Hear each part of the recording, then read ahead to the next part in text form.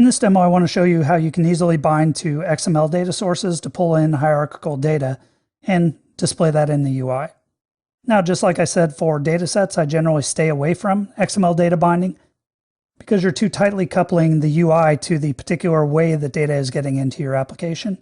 If you want to build a nice loosely coupled application that can evolve over time and be easily maintained, you don't want to assume that now and for all time your data is coming in as a chunk of XML.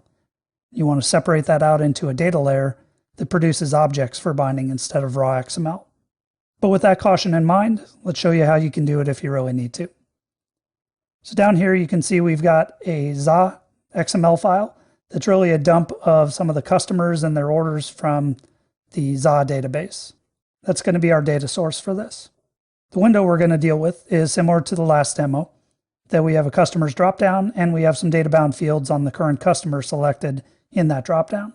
And we want to support that same scenario, but data binding directly to a collection of customers in XML. Code behind for this has absolutely nothing in it, and you'll see that we're going to keep it that way. We're just going to load the XML directly into our XAML, which is definitely a point of coupling, but it's the most expeditious way to work with XML in data binding. So I'm going to drop into the XAML here, and I'm going to declaratively hook up the data context for the window to an object called an XML data provider.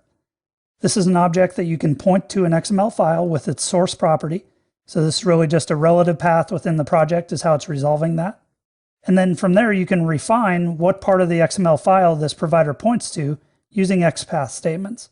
So you do have to be comfortable with XPath to be able to use this to any large degree. But here you can see we're pointing to the customer's root element and then saying, get me all of the customer elements that sit within that customer's root element. And it's basically going to form a collection of XML elements within this data provider as a source. Then I'm going to go down here to our combo box and add some data binding properties to it. First off is an item source that says I'm going to bind to the entire data context.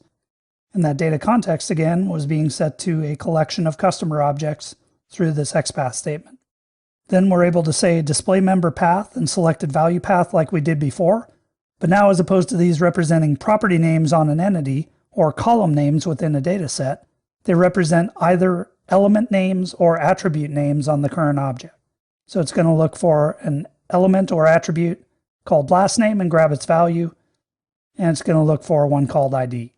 Notice we also use the is synchronized with current item, because just like we talked about with entities and with data sets, there's a view that wraps all this that maintains the concept of a current item within that collection. Next, we can drop down to the form fields of our little data form and add bindings to those. And here you can see we have a text binding, but the way we specify the path in this case is we specify it as XPath. So in this case, because they're child elements with values in them, we can just say XPath first name, last name, and email, and it's able to locate those and grab the value of those. With that in place, we can go ahead and run. And you can see our form already works just like it did before. Even though we have no code behind driving anything, it's just sucking XML into the root, setting that as the data context through this provider to the collection of customer elements within that XML, binding to that as a collection, and also binding to the current item fields through the concurrency of the underlying view.